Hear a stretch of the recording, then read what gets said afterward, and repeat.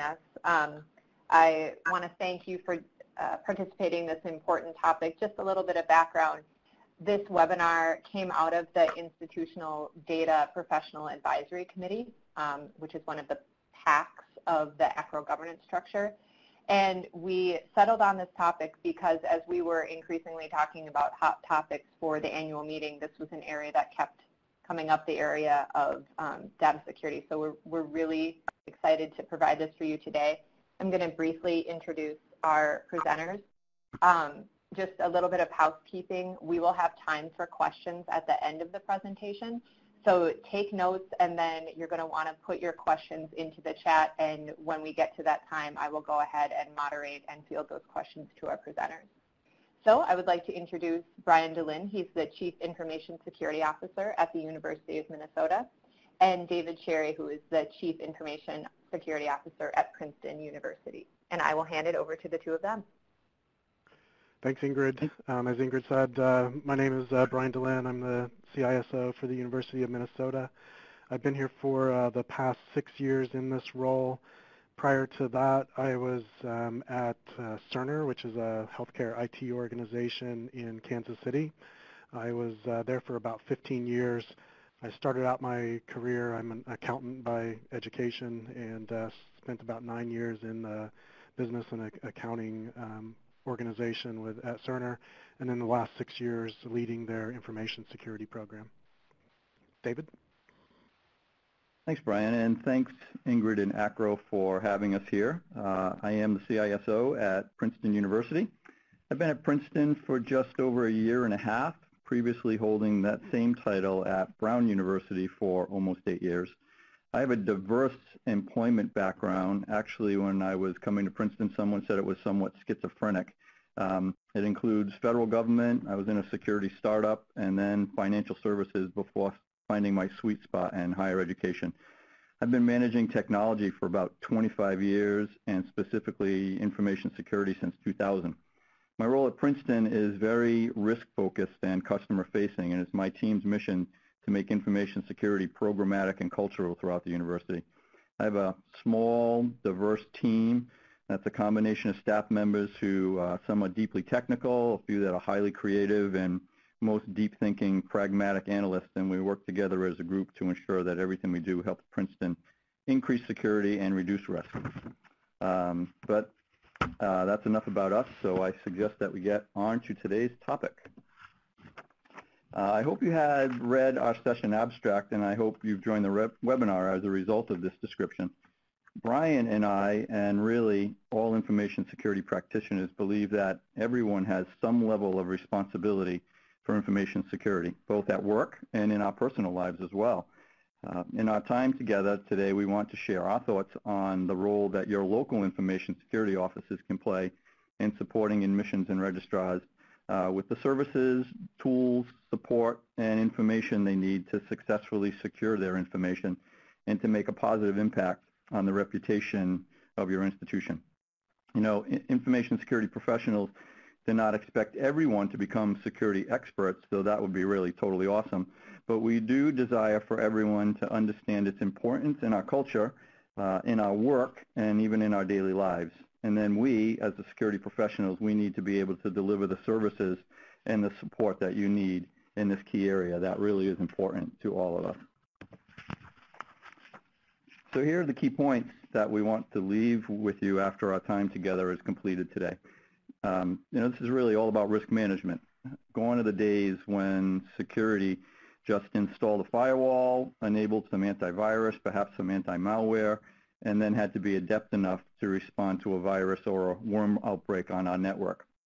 Now we're really less and less about the bits and bytes of network security, which of course will always remain critical, but it's really not the focus of an information security mission. And we're more about securely enabling the teaching, the research, the learning, and even the business aspects of the university that's important to each and every one of us. So this is about a mindset of the value of the data we request, we create, we store, what we manage, how we utilize it. It's really about recognizing the ever-evolving threats we face at work and in our own lives. It's really about developing everyone in the university community about developing their awareness of information security so that data protection is both, as I stated, programmatic, i.e. built into all of our day-to-day processes, from hiring to purchasing to access, whatever, making it programmatic and also making it cultural, meaning that it's well understood and it's on everyone's mind. We want those that we support to know really what is the norm in our computing environment, quickly recognize when something isn't right, and then really have an easy way to report it. That's the cultural security thinking that we're driving for.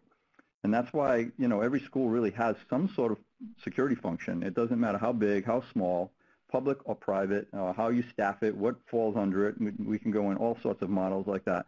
But every school has a security function, or at least someone that they can reach out to in the IT organization in this important area. And for admissions and registrars, creating that strong strategic partnership with your information security team is really good for your area and good for the institution overall. So here's the flow of our discussion today. We'll be letting you take a look behind the scenes into what Brian and I have to deal with on a daily basis. That slide and what Brian talks about will really, you know, be kind of like therapy for the two of us. Of course, we're going to share some areas that we can help you as the registrar and admissions professionals that you are, but we're also going to spend some time at the end on some areas where security thinking and actions can help you in your personal lives. We're strong believers that if you are thinking securely from 5 p.m. to 8:30 a.m. in your personal lives, you'll certainly be thinking about security from 8:30 to 5 Monday through Friday as well. It's a win-win for the security team. And you may know, by coincidence or not, that this is an excellent time for us to be talking with you. October is National Cybersecurity Awareness Month. Each October, governments, businesses, nonprofits, higher ed, you name it, they all attempt to increase awareness about cybersecurity in their organizations through sessions and emails, presentations. Some campuses do movies, training, speakers, giveaway, contests, anything we can do to raise awareness. And we hope that your school has been taking part in this effort as well. So,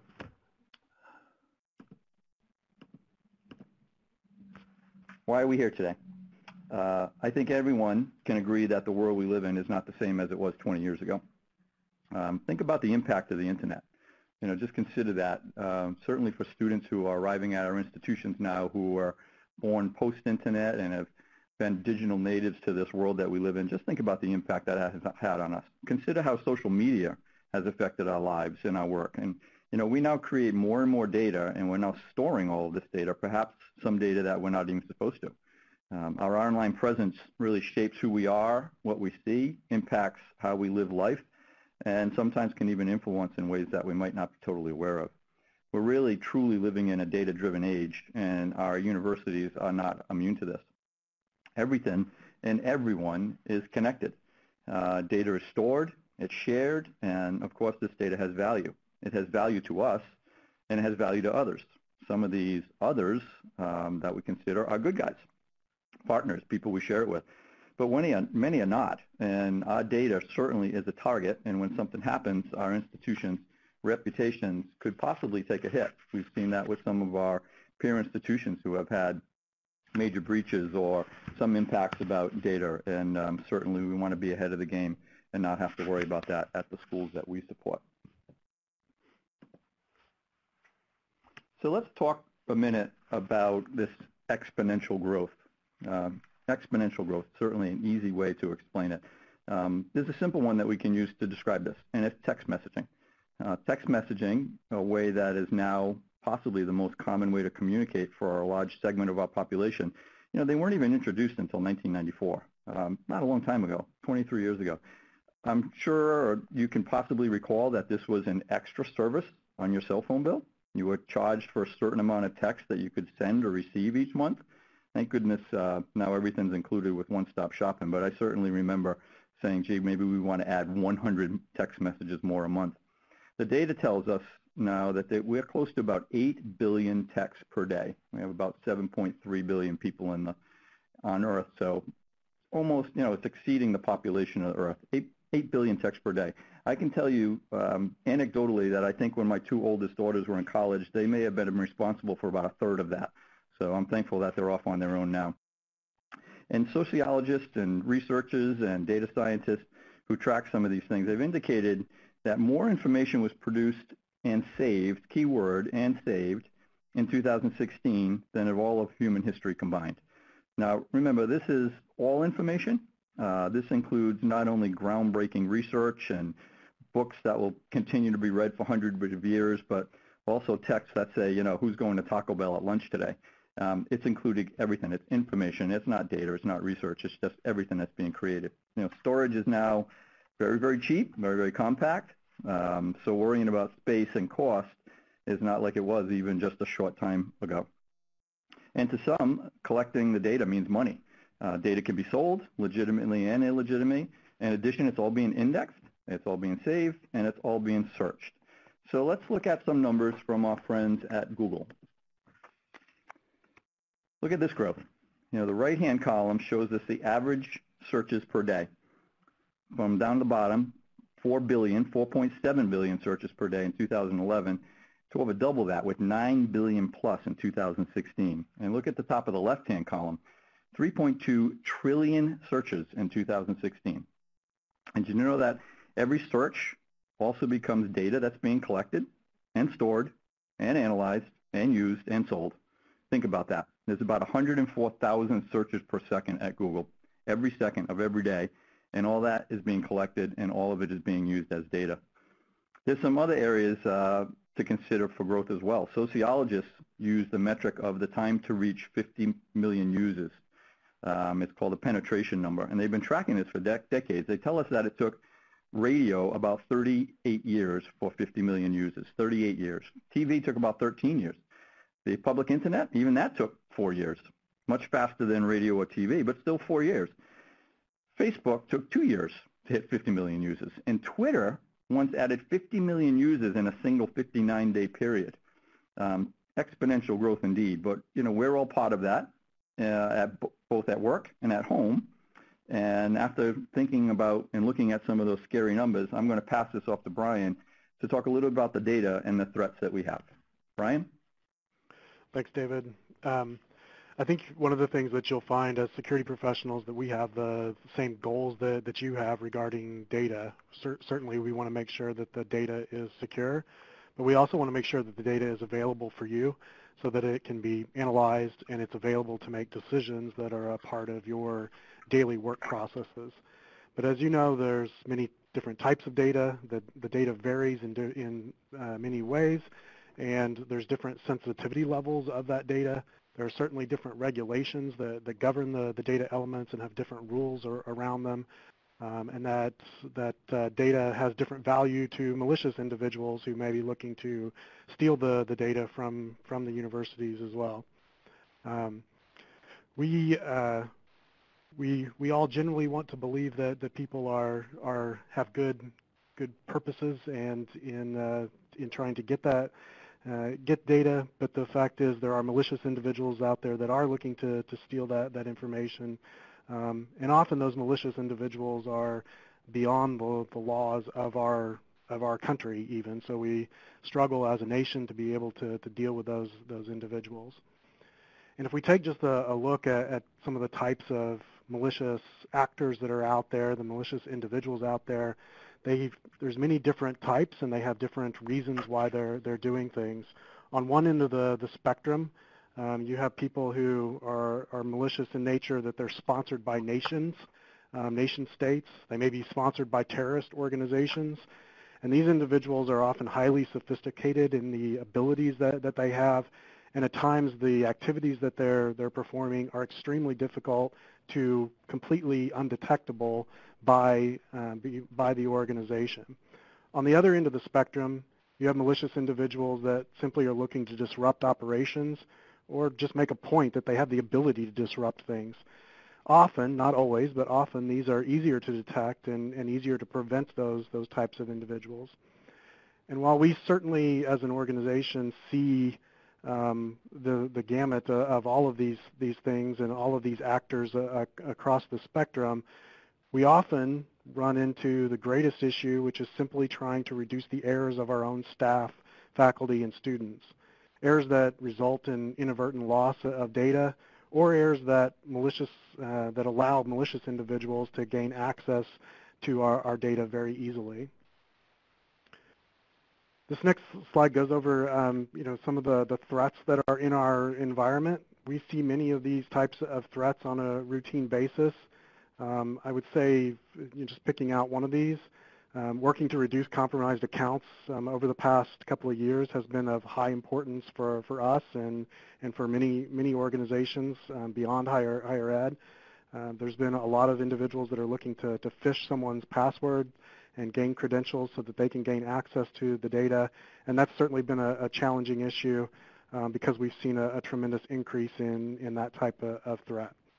But one of the things that occurs is once you work to try to address that type of threat, they will simply try to attack you in some other way. When there is some type of data that is worth taking, criminals are out to steal data, and they will work to try to steal it in any way that they can.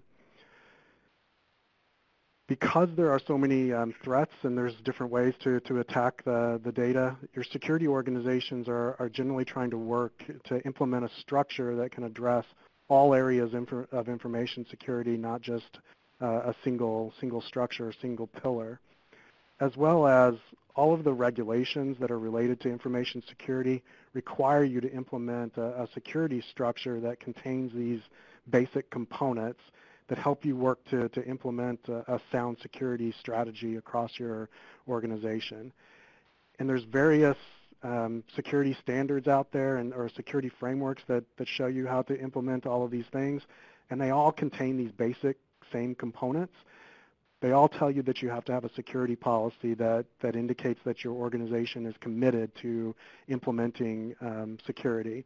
They then want you to have more detailed security controls in place through security standards so that you're telling people how they need to be able to meet that security policy at a much more detailed level. They then want to see controls implemented in place that meet those security standards so that the security standards are effective. There also then needs to be security risk management in place so that you have these mechanisms to be able to evaluate the level of controls that are in place, as well as identify and be able to evaluate the risk when there are places where you cannot meet those controls for whatever reason. And lastly, there needs to be some type of governance in place as well so that you can, as you identify those risks, elevate them and make decisions on those risks when they do exist, as well as just be able to set the general risk tolerance level for the university. And you do that, one, by accepting risk and evaluating those risks, but also by approving security policies and standards as they get implemented. In order to implement that security structure within an institution, you'll typically find these functions available in your information security department. You'll often have some component that's dedicated to governance, risk, and compliance so that you're working to address and implement policy so that you have a risk management function to help the institution evaluate risk and elevate it when it's necessary, as well as individuals to help understand the various security regulations out there to make sure that you're trying to meet those compliance requirements.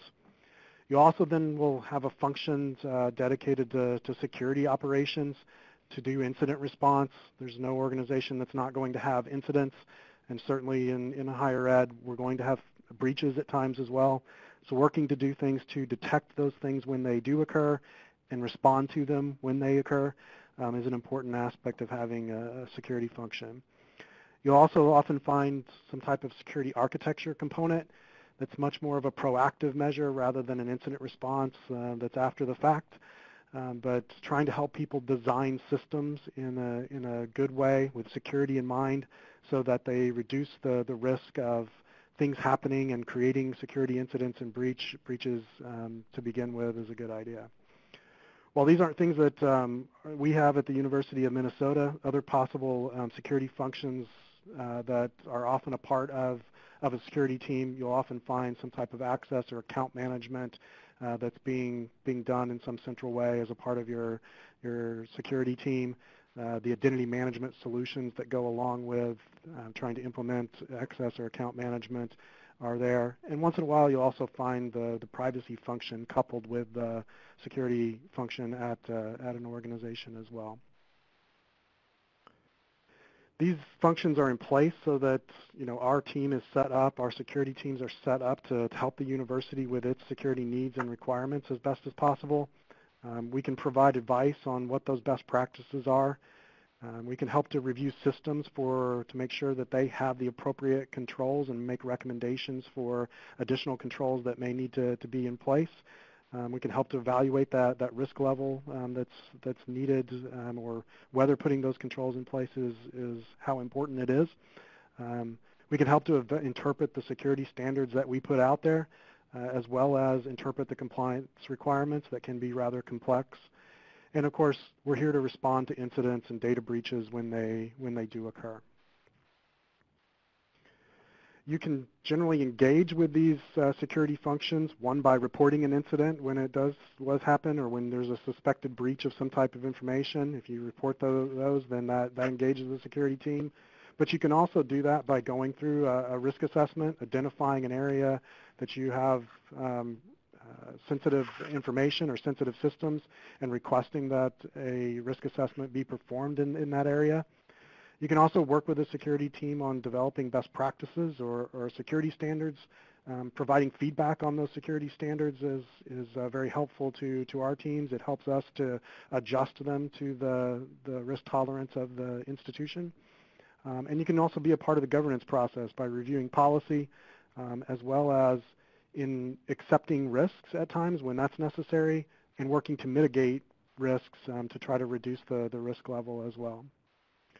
And with that, I will turn it back over to David. Great. Well, thanks, Brian. That's interesting stuff, I would tell you. I was taking some notes and learned some new information as well. All right, let's switch our focus for the last parts of the presentation. As we stated, you just can't be secure at work or at home. There's really no separation anymore in our connected world. So we have 4 areas to help you be secure with your personal accounts, your personal identity, and your personal data, which we hope will carry over to your 8:30 to 5 job as well. And we're going to look at links, passwords, and mobile devices, and list some areas to simply remain vigilant about security in the age that we live in. So I'm sure you're all aware of phishing emails. Brian just mentioned phishing emails as well. We all get them. We're all annoyed by them, and I think we can agree that they're really never going to go away. It's simply too easy for the scammers to be successful with this attack method. We can design and build and manage the most secure network in the history of mankind, but if a user gives away their ID and password, the attackers are in. So links are dangerous, folks, so becoming programmatic and cultural about them is an important step. So we really want to suggest that you take a breath and you take a pause to think before you click on any link. Where is it from? If you don't have a Wells Fargo account, why are they emailing you about updating it? Why are you going to click on it? Is there some urgency behind it? Maybe there's some curiosity that you have. We also hear that people are too busy, they're stressed, they have a full inbox. The interesting thing is the scammer knows this as well, and they try to get you to react by what they're sending. We also want you to really take a good look at the link as you see it. Does it look legitimate? Does it look exactly the way you expect the link that you're considering answering per the message that you just had? Does it look like that it's going to go there? Why would a university or a business link have a URL in another country, or at a free WordPress site with a crazy URL? Or your school is never going to send you a link that says something like princeton-edu.com/credits/badpage/Estonia/get passwords. It's just not going to happen. And it's not just the link text that you can see. You have to consider what's behind it. We like to use the term hover to discover, by placing your mouse over the link and seeing exactly where it directs to. It's easy to have the URL text that you see look okay while it directs to somewhere else. The hover to discover can really be your best friend. And when in doubt, double check, ask the person, ask the department, contact the company if they actually sent it. It's really better to be safe and take the extra step than to be sorry. I'd just like to return for a moment to my comment earlier about we try to create a culture of what's normal, recognizing what's not, and then easily reporting at it. At Princeton, we have recreated what we call the fishbowl. The problem, like everyone else, is we're under constant phishing attacks, which led to questions to our help desk, questions to the security team, compromised accounts. And while my security group has many sessions and tools and talks and handouts, we needed some kind of just-in-time sanity check for our user community, and hence the fishbowl. And the premise is easy. You get something in your inbox that looks like a fish, you receive it, well, we ask you to check the fishbowl on our website that people have bookmarked, and they check it. If we already see that it's there, they can just delete it. And if it's not listed, they can forward it to the security group, and we do some triage and place it up on the fishbowl. Our response time on this during normal business hours is 5 minutes or less, and even off business hours, we're getting to them within an hour. This has reduced calls to the help desk, reduced calls to the security group, and most importantly, reduced compromised accounts. So just one example about knowing what's normal, recognizing what's abnormal, and having an easy way to report it to us. So we want you to be smart about passwords. The bane of everyone's existence, right? How many of you have more than 10 passwords? Raise your hand. I can't see you, but I'm sure everybody is. How about 20 or more, or 30 or more? 30 or more is not an uncommon number nowadays. Maybe someday security staffs won't have to worry about password awareness, but right now they're still important, and we need to be as secure as we can about them and with them. So remember, the longer the better. And with today's computing speed, cracking programs can run through thousands of password iterations very, very quickly. The longer and the more complex they are, the safer you are. That's why here at my university, we like to use passphrases. You should ask your security team if your environment supports them. I can sympathize with you. A long and extremely complex password is hard to remember, and I believe that fosters people to reuse it over and over again, which is dangerous as well. But a long passphrase like raindrops on roses and whiskers on kittens, including the spaces, is easy to remember and provides great strength through its length. Please don't use that one. We talk about it all the time, and I know the scammers are aware of it as well. So choose another favorite song of yours. It's also never good practice to use the same password on several different sites, at least those that matter to your institution or your personal life. Trust us, if your password is compromised in one location, the scammers will look for other areas as well to use that. And I'm sure at your university, just like it is here, it is actually policy never to use your university password on another web page or company, so that if it does get compromised somewhere else, it does not pose risk to your university. And of course, managing passwords can be a bear. Security pros are always going to recommend a password manager. I had an admin here at Princeton that came to our class on password managers, and about 6 weeks later wrote me a note saying that it absolutely changed her life. With a password manager, you only need to remember one long and strong password, and the manager does the rest. We ask that you consult with your local security office, because your university IT department may have an enterprise solution that they can share with you, or at the very least can recommend one. There's many, many out there, free or small price, that you can find, and doing a little research or consulting your security group is what we recommend. Being smart about mobile devices. Yeah, mobile devices. Have you ever stopped to think what you have stored on your device, or what your device has access to? You know, we always have our devices with us. We always need to be checking them. We always need to be connected. That's fine when it's in your pocket, but a lost or a stolen or even a misconfigured or out-of-date mobile device can lead to really, really bad consequences for your personal accounts and quite possibly your university, as many of our devices are also used to connect to our institution, which puts your university data at risk and your university at risk. So some easy settings that you really should be doing. Setting a password or a passcode.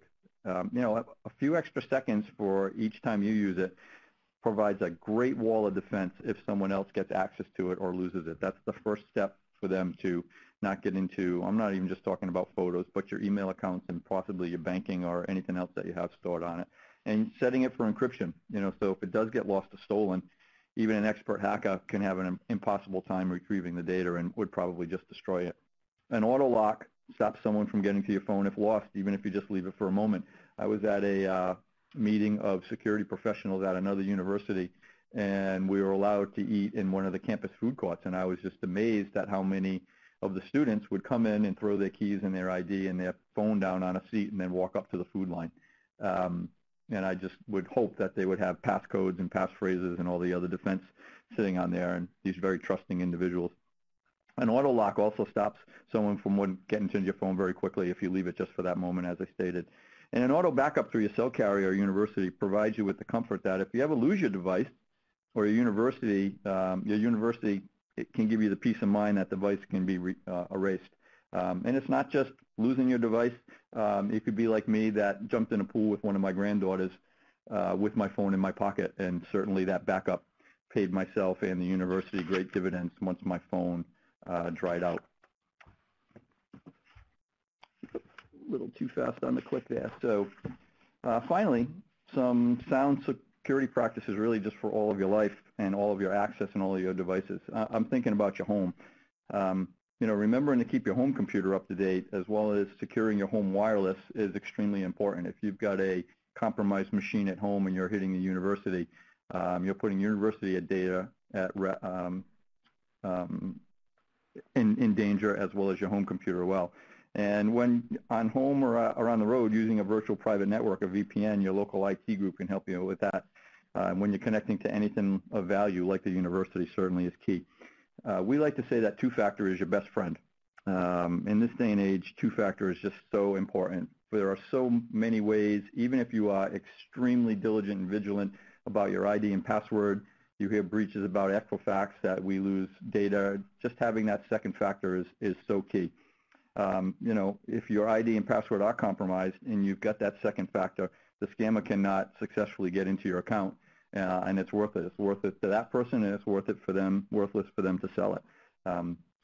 At our university, like a lot of universities, we're using two-factor authentication with Duo. We like to sell Duo as not a Princeton solution, but it's a multi-factor, two-factor solution for your life, and Princeton just participates. We have a great class that we usually get standing room only that we can tell people how to use that two-factor authentication on their personal Gmail, their Amazon, their account, their banking, their LinkedIn, Twitter, just about anything you can think of. And we see adoption and, once again, making it programmatic and cultural run through the university really quick.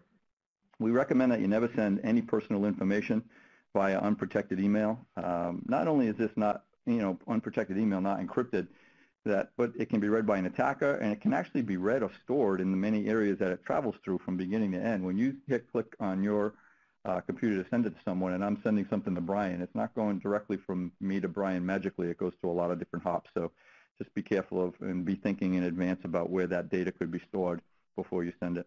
And finally, keep your apps up to date. Your university probably does this for you with your work computers, but it's also imperative to keep your home computers and your mobile devices up to date too, because when a vulnerability is discovered, it will be exploited, and updating it is really the key. One final thing about mobile devices with your apps as well is when you're downloading an app and it shows you what the permissions are, look at those permissions really closely before you click yes, especially on the free ones. No app is really free. They're collecting something that they're going to sell on the back end. And certainly if you download something like Instagram and it needs access to your photos, that makes sense. But if you're downloading something about train schedules, local commuter rail schedules, and it's asking to read your text messages or modify your calendar, you might want to think twice about that. So lots that we have covered. We want you to be secure in your home life, which also helps you in your university life.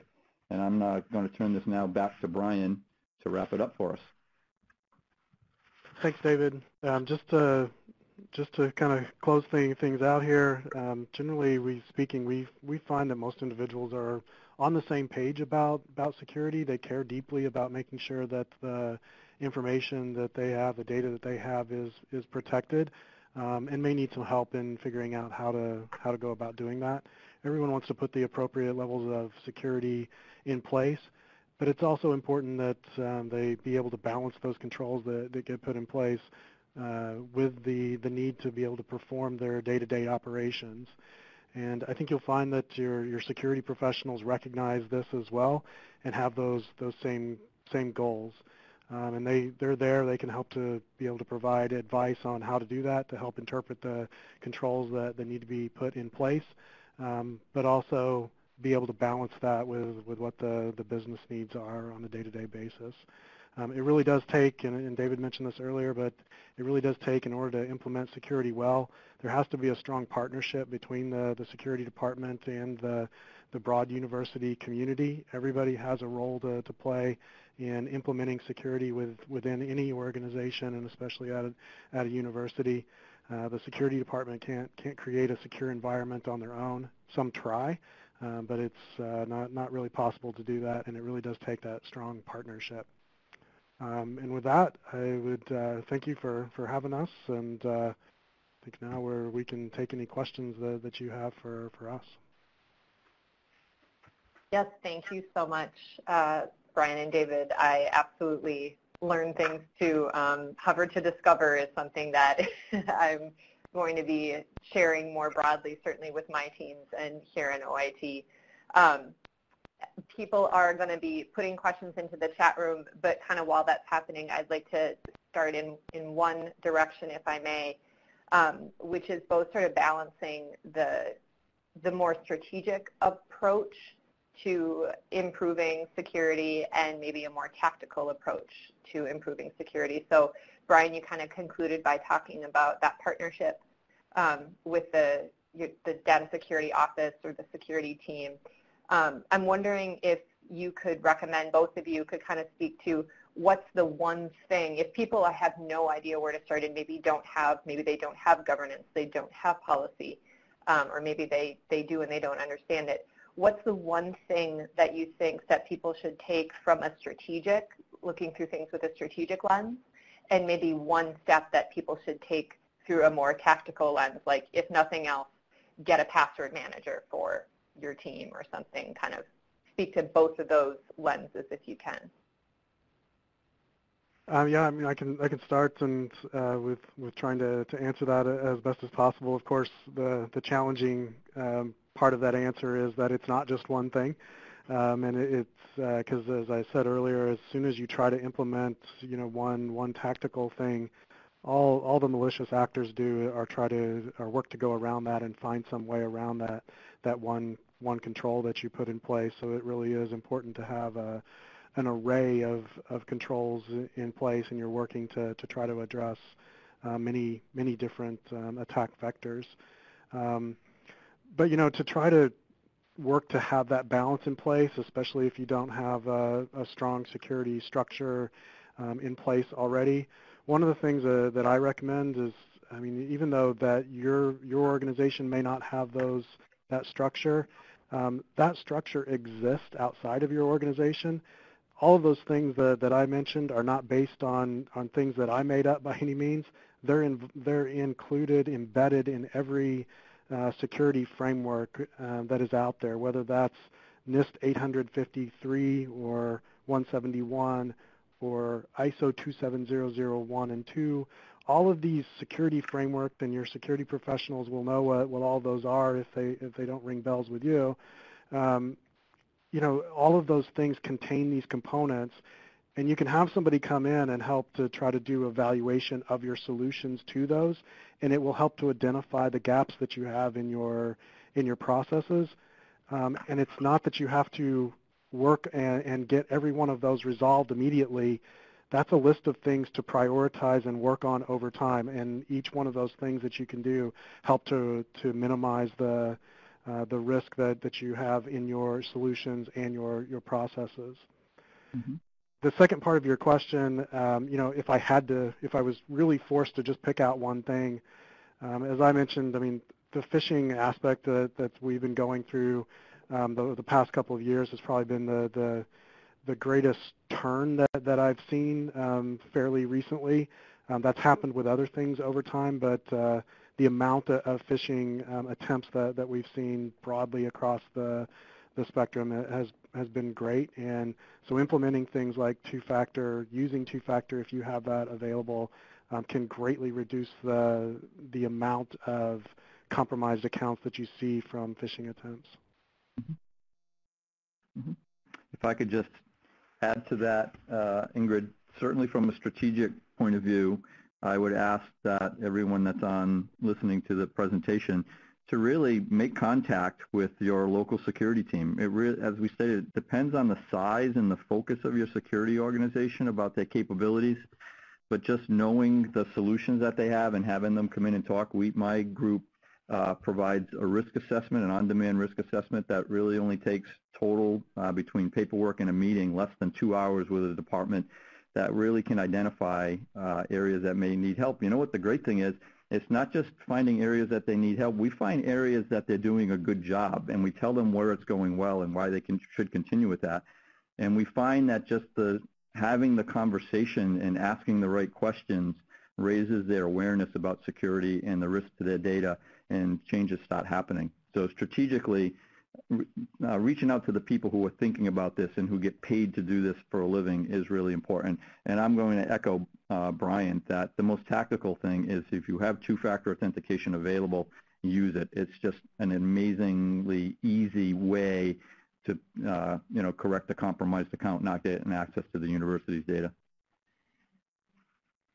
Yes, thank you for that response. I think that the connection between identity management and a strong security practice is probably something that we could emphasize more within the profession, certainly through the professional services that we provide in our annual meeting and things of that nature. I think myself, I didn't even quite put the two pieces together that deliberately until I started working in OIT, that connection between identity management policies and practices and data security. I had one other question which you kind of spoke to. So you talked about the risk assessment. I know at the University of Minnesota, Brian, the risk assessment service that your team provides is relatively new in nature. Is that correct? Yeah, we've had it operational for about the past 4 years, but it certainly took a good 2 years to get it rolling. I'd say we're more in operational mode now, but yeah, for an organization, we probably should have had it in place a lot longer than that, so 4 years isn't that long. So I'm wondering if for some of our guests online, if they were to sort of reach out to their offices and find out that that was not necessarily a service that was really mature in their organization, are there ways to partner either with other institutions through some sort of a coalition or through an external third party? Are these things that people can get to happen on their campus if they don't have those services through their security office, although do it in partnership with them? Yeah, we talk with the other Big Ten institutions quite a bit about this topic as well. I think one of the challenges there is that many people are working to try to establish these processes, and they may not be well established in higher ed right now. So many people are still working to try to get their own program stood up. So trying to help somebody else actually do an assessment while that has been discussed is challenging. But one thing that can be discussed is how to set that program up, as well as how to supplement it. And there are many people out there that do risk assessments, and there's others that can then point to ones that they have used, because having somebody come in and do a risk assessment that may not be familiar with higher ed can be challenging as well, and the results of that can be rather overwhelming. So getting people that have done that exercise with somebody in higher ed can be really beneficial, and many of those organizations can point you to people that they've had do that. Mm-hmm. Thank you, David. Yeah. I don't know if you want to speak to that as well. No, Brian said, well, I think if your local security office doesn't have the capabilities for that, there are certainly consortiums and others. One great thing about higher ed is we love to help each other out and love to share. So I'm continuously going to other schools to help them in risk assessments and run a risk meeting or a tabletop exercise. And there are certainly places out there that are happy to help. Thank you, and we do have a question from one of our attendees, Christy Wold-McCormick, who is in Colorado, raises an interesting question about the sort of working in a multi-campus environment. So what do you see as the unique strengths and responsibilities regarding data security of an individual campus versus that of a system when one is part of a multi-campus organization with lots of shared systems? So how do they work together effectively regarding system security integrations? I know that this is our life at the University of Minnesota. Mm-hmm. I'm going to let you go first on that one, seeing you're more part of a system than I am. Yeah, so I mean, we certainly have a central organization related to IT, and then about 2/3 of our IT organization is out in the system campuses as well as colleges and other administrative departments as well. So there's a lot to coordinate across many different areas. One of the things that I feel like we have benefit of is the security functions that we perform are performed by a central organization. And I think I like that model. Everybody has some type of security responsibility, and certainly IT professionals have pieces of security responsibilities that are very important to be able to implement a sound security structure. But there are functions that the security organization should be doing. I like to see forensics types of things being done by the security organization, and any type of monitoring for malicious traffic of the network being done at the kind of central part of the security. Having said that, if that doesn't exist, what's the most important thing is just to have that strong partnership there with those individuals that have those responsibility and understand who has responsibility for what. So if a system campus has some level of forensics capabilities or is doing some level of risk assessment, as long as everybody understands, how that puzzle comes together, I think that's the most important aspect of making it work.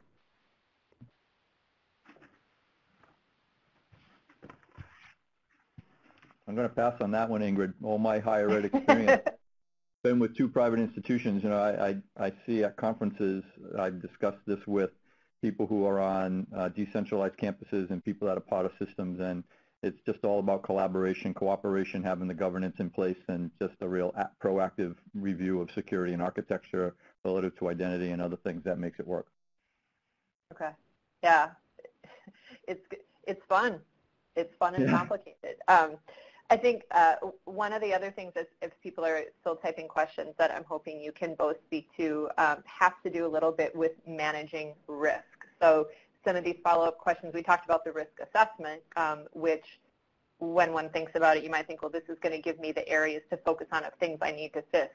But there's another, again, way to look at this, which is the risk that you accept and what you're willing to live with. And there was one of the slides that had those pillars of the IT security functions of managing risk, operations, architecture. Maybe in a philosophical question, what do you see is the kind of approach for admissions and registrars professionals for managing risk within where they sit at the institution? How do you recommend they approach kind of that philosophy, or how do they evaluate it on a day-to-day basis? Does it have to do with scope? I mean, it probably has to do with lots of things, but speak a little to that. I would hope that every school, no matter public or private, large or small, part of a system, standalone, has some kind of risk management infrastructure somewhere, whether it's at an executive vice president level or it's at the chief financial officer. There's got to be some sort of risk. What Brian and I are talking about is mainly IT risk and data risk, and I am responsible for that at Princeton, but I am just one piece of rolling all the way up to the enterprise risk management function. And for registrars and admissions, for them to have their own process around that, I don't think that's a strategic initiative. I think there's got to be some overarching risk management that's setting the priorities and driving where there is. Every school has to look at the impact of an event and what the probability of it is. Sometimes they can accept the risk. Sometimes they can transfer risk through cyber liability insurance. I would think from admissions and registrars standpoint, you have reputational risk for the student body that you're bringing in, protecting the privacy of them as they go throughout their collegiate career, and at the same time making sure that the data is protected, which would fall in the bailiwick of the IT group and specifically my security team, who has to assess and prioritize the risk based on the classification of the data and the resources available. Yeah, the only thing I would add to that is, we have structure set up, and I agree with David. I think it's our responsibility to make sure that the risk structure is set up, and we handle that through risk assessments, and then we also handle that through, submitted exceptions related to our security standards. And when people can't meet those security standards, it's our role to help evaluate what the risk level is to the institution, because we're seeing a lot of exceptions and we see a lot of risks in doing risk assessments. So we can balance those out and figure out any individual exception of, that specific department may think that it's extremely risky, but in the overall spectrum to the university, it may not, that risk to the university may not be quite as great. So I want to have ways to elevate those risks and get them to the right people when they are very significant. But I also want to have mechanisms to be able to allow people to accept risks. I don't believe that it's my job to accept or deny risks on behalf of the university, but to help evaluate them and help people to understand them and be able to make decisions about those risks. So, low-level risks, we would allow individual departments to make those decisions about the risks that they have. But as those risks elevate, we have processes in place to ensure that higher level individuals within the university are informed of those, and so that they are either agreeing to make those risks or allow those risks, or that something needs to be done to mitigate them. Sorry, I'm just slow on my mute button. We also had Kelly chime in here saying kudos on what was covered. She works at a university which is part of the Department of Defense, so their IT security is largely a whole different world than normal institutions, and they take cyber awareness training every year. And I put to Kelly, if there's any training or anything that would be something that folks could avail themselves of that isn't specific to your institution or anything that can be passed along, I know that is something a lot of people are interested in, so sharing training resources is great. And she said that the hover to discover and not allowing work passwords to be used outside of work is awesome. She's going to pass that on to the training designers over at the Pentagon if she can figure out who they are. So that we'll have to have a whole separate webinar on that. So I think if there aren't any other questions, I don't want to cut everybody short. We have a few minutes left for the regular scheduled webinar time. But I want to take a moment to, again, thank both Brian and David for all of this information. Again, this is something new that, at least in my time with ACRO, the Institutional Data Committee was providing. I'm glad we had so many people attending. I hope that this is something that we will be able to see a lot of interest in when we have follow-up sessions at the annual meeting, and maybe we'll all get together and have another conversation sometime. So with that, I think that concludes the webinar, and I wish everyone a fabulous day. Thank you all. Thank you. Thank you. Take care.